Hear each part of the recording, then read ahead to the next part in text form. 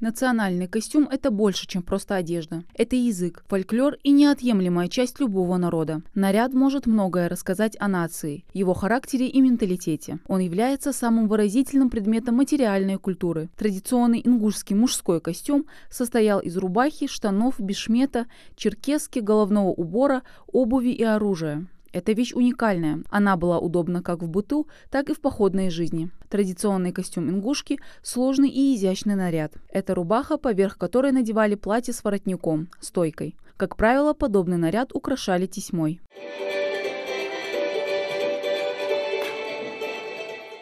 Среди национальных ингушских костюмов стоит выделить праздничные платья для девушек. Они шились из дорогих однотонных тканей и по возможности декорировались кружевом, жемчугом, золотой или серебряной вышивкой. Праздничный мужской костюм включал в себя черкеску, которая надевалась поверх бешмета и шилась из лучших сортов сукна. Покрой черкески совпадал с бешметом, но она застегивалась только у талии и не имела воротника. Каждый элемент – это определенный символ, так что национальная одежда – это результат длительного исторического пути развития народа. И сегодня в Доме культуры Далакова прошла встреча, на которой у желающих была возможность посмотреть на небольшую авторскую выставку национальных костюмов. Мастер прикладного искусства Зарета Ахильгова подготовила наряды как мини-масштабов, так и обычных размеров. Были представлены образы не только ингушских девушек. Колоритные экспонаты, подчеркивающие гордость, строгость и темперамент народа, воплощенный в одежде.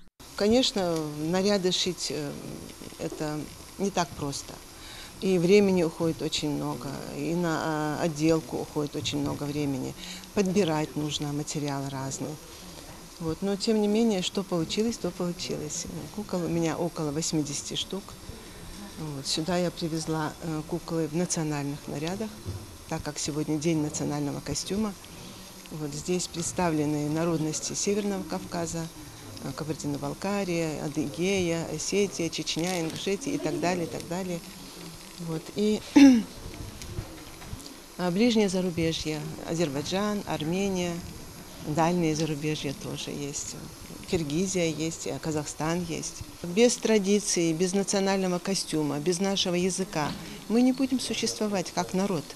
Это же самое главное. Творческая встреча посвящена проблемам сохранения и изучению национального наряда. Популяризация традиционного костюма способствует приумножению национальной ингушской культуры, пропаганде народных традиций, эстетическому и нравственному воспитанию. Выставка произвела яркое впечатление на посетителей. Мне очень понравилось то, что здесь все выставлено, костюмы, куклы, как они одеты, и вообще отношение авторов к своей выставке тоже очень понравилось.